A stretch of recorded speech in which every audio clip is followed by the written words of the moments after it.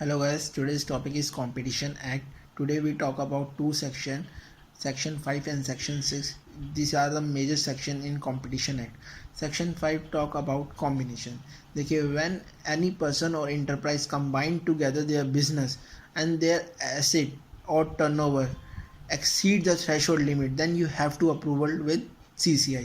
CCI इसमें एक regulatory body की तरह ही होती है, ठीक है। इसका नाम होता है कॉम्पिटिशन कमीशन ऑफ इंडिया। जब भी थ्रेशोल्ड लिमिट से ऊपर जाएगा आपको कॉम्पिटिशन कमीशन ऑफ इंडिया से अप्रूवल लेना पड़ेगा। वो अप्रूवल कैसे ली जाएगी उसका पूरा प्रोसीजर हम सेक्शन 6 में देखेंगे, ठीक है। ये लिमिट तो आपको याद करनी पड़ेगी, ठीक है। There is no other option. Second topic आता है इस पर डी मिनिमाइज एग्जेम्पशन क्या होता है। देखिए, जब भी आप एक एक्वायर कंपनी टारगेट कंपनी को जब एक्वायर करने जाती है, acquired the target company, then government give a threshold limit कि टारगेट कंपनी की एसेट 350 करोड़ से ज़्यादा की नहीं होनी चाहिए और टर्नओवर 750 करोड़ से ज़्यादा का नहीं होना चाहिए। You have to ignore this figure because मैं अभी एग्जांपल में बताऊंगा इसका क्या मतलब है, ठीक है। तो सबसे पहले अगर जो टारगेट कंपनी है उसकी एसेट 350 करोड़ से ज़्यादा की नहीं होनी चाहिए और टर्नओवर 750 करोड़ से ज़्यादा की नहीं होनी चाहिए। अगर एक्वायर उस कंपनी को एक्वायर करता है तो उसको हम कॉम्बिनेशन नहीं मानेंगे फॉर 5 ईयर्स तक, ठीक है। फॉर एग्जांपल देखते हैं कि ये एक्वायरर है, एक्वायर करना चाह रहा है टारगेट कंपनी को, ठीक है। टारगेट कंपनी की फॉर एग्जांपल एसेट क्या है 350 करोड़ और टर्नओवर कितनी है 1000 करोड़ सपोज। तो लिमिट कितनी थी 750 करोड़, ठीक है।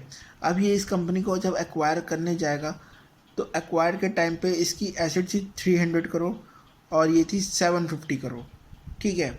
अब जब ये इसको एक्वायर्ड करेगा then the combination of total asset का कितना बनेगा। एसेट कितनी थी 1800 और इसकी एसेट कितनी थी 300, तो टोटल कितने हो गए 2100 करोड़। और टर्नओवर का भी हम कंबाइन कर देंगे तो वो कितना गए 3750। अब देखिए क्या होता है, आप एक्वायर करने के बाद जो लिमिट है वो तो अबव हो रही है सेक्शन 5 की लिमिट से। सेक्शन 5 में क्या कॉम्बिनेशन की क्या लिमिट बोली है कि अगर 2000 करोड़ से ऊपर जाएगा कॉम्बिनेशन एसिड्स का तो आपको अप्रूवल लेनी पड़ेगी CCI से, उसे हम कॉम्बिनेशन मानेंगे।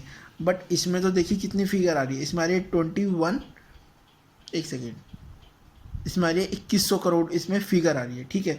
तो ऊपर कितनी आ रही थी 2000 करोड़ और नीचे कितनी है 2100 करोड़। मतलब अंडर सेक्शन 5 के हिसाब से तो कॉम्बिनेशन है, पर इस जो डी मिनिमाइज एग्जेम्पशन है उसमें इसको हम कॉम्बिनेशन नहीं मानेंगे और उसे एग्जेम्प्ट कर देंगे फॉर द पीरियड 5 ईयर्स तक। 5 ईयर्स तक ये कॉम्बिनेशन नहीं माना जाएगा क्योंकि हमने उस कंपनी को एक्वायर करा है जिसकी एसेट ही 350 करोड़ से ज़्यादा की नहीं है। मतलब कि इसमें बोला गया था कि देखिए, या तो एसेट या टर्नओवर दोनों में से कोई एक भी अगर वॉलेशन करती है then you this is not a combination, ठीक है।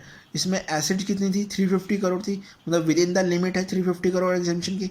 आप उस कंपनी को एक्वायर करो, भले ही आपकी टर्नओवर मीट कर रही है क्राइटेरिया लेकिन आपकी एसेट मीट नहीं कर रही है क्राइटेरिया, इसलिए ये कॉम्बिनेशन नहीं माना जाएगा, ठीक है। सेकंड आइए सेक्शन 6। सेक्शन 6 में देखिए रेगुलेशन ऑफ कॉम्बिनेशन का बता रखा है कि आप कॉम्बिनेशन के लिए आपको क्या क्या प्रोसीजर फॉलो करना पड़ेगा। सबसे पहले एनी पर्सन या इंटरप्राइजेस नोटिस देगी किसको, CCI को देगी 30 दिन के अंदर अंदर। देखिए CCI को नोटिस देगी 30 दिन के अंदर अंदर।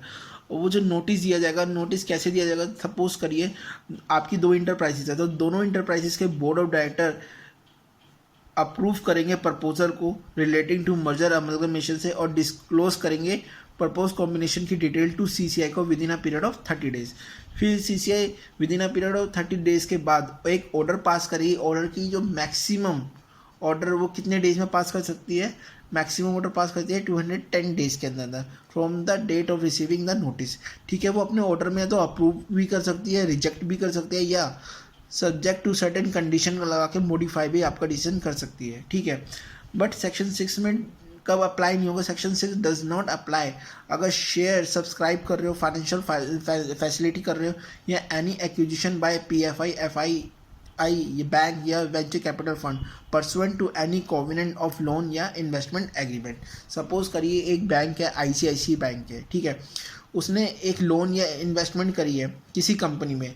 अब वो कंपनी और उसके बदले में उसने सब्सक्राइब कर रखे कंपनी के शेयर्स, ठीक है, या कोई फाइनेंसिंग फैसिलिटी, तो वो कवर नहीं होगी कॉम्बिनेशन के अंदर, ठीक है। वो कवर नहीं होगी कॉम्बिनेशन के अंदर। देन तो क्या वो एग्जाम्प्ट हो जाएंगे? वो एग्जाम्प्ट नहीं होंगे, उनको क्या करना पड़ेगा, विद इन 7 डेज, ठीक है, within 7 days from the date of acquisition से उनको CCI को क्या देनी पड़ेगी, डिटेल्स देनी पड़ेगी स्पेसिफाइड फॉर्म में, कि डिटेल्स ऑफ एक्विजिशन का क्या है, डिटेल्स ऑफ कंट्रोल का क्या है, ये सब चीज़ें देनी पड़ेगी, ठीक है। इसमें एक रिलेटेड केस लॉ है, उसका भी हम बात करेंगे। सेकेंड, इसमें नोट आता है कि देखिए, central government in the interest of security of the state और public interest grant and exemption. देखिए, सेंट्रल गवर्नमेंट के हाथ में कि वो कॉम्बिनेशन को, किसी भी कॉम्बिनेशन को एग्जाम्प्ट कर सकती है, ठीक है, एज पर डिस्क्रिप्शन पावर, ठीक है। और अभी तक सेंट्रल गवर्नमेंट ने 2 सेक्टर्स को एग्जाम्प्ट कर रखा है, पहला बैंकिंग सेक्टर को, सेकंड ऑयल गैस सेक्टर्स को, ठीक है।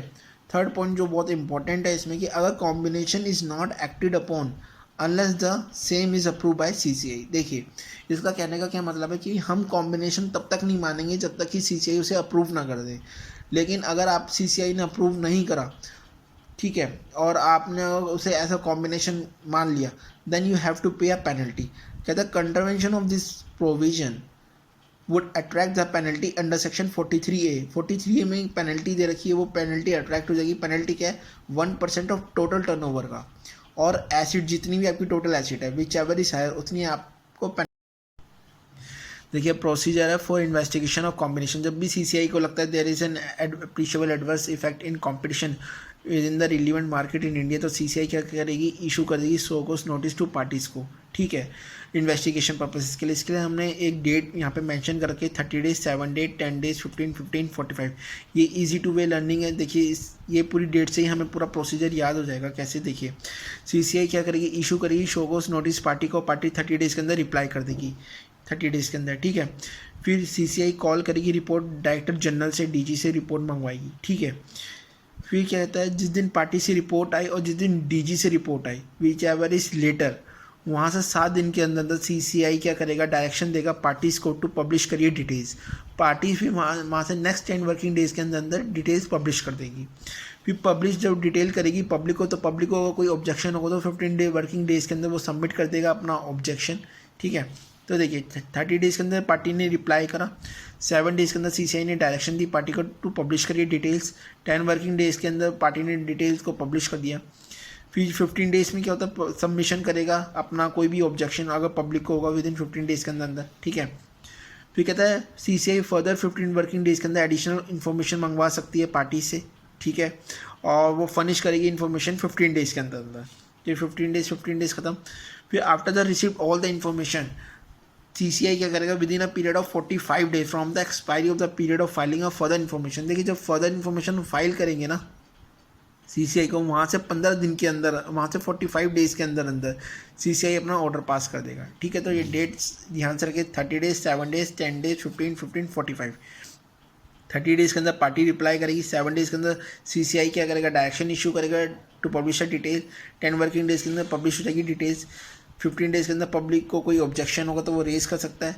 15 वर्किंग डेज के अंदर फर्दर इन्फॉर्मेशन मंगवा सकती है, ठीक है, और 45 डेज के अंदर ऑर्डर पास कर सकती है, ठीक है। इसके बाद आता है यहाँ पर extra territorial jurisdiction of CCI। देखिए, एक्स्ट्रा टेरिटोरियल जुरिडिक्शन CCI का क्या है, इसमें सीधी सी बात हुई है, CCI के पास पावर है इंक्वायरी करने के, पास एंड ऑर्डर करने की, जब भी कोई भी कॉम्पिटिटिव एग्रीमेंट या अब्यूज द डोमिनेंट पोजीशन या कॉम्बिनेशन होता है, ठीक है, उससे अगर वो अप्रीशिएबल एडवर्स इफेक्ट लाता है कॉम्पिटिशन में।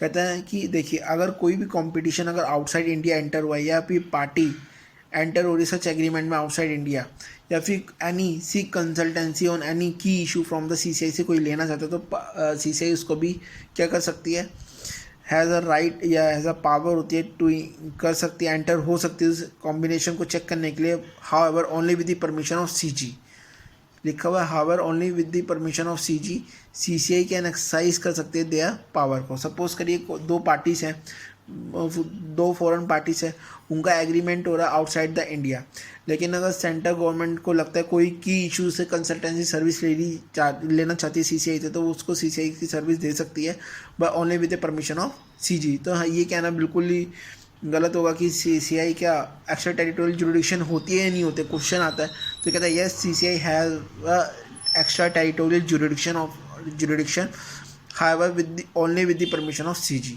CCI can exercise their power, ठीक है। ये आज का टॉपिक हो गया, ठीक है, मिलते हैं नेक्स्ट टॉपिक पे, थैंक यू।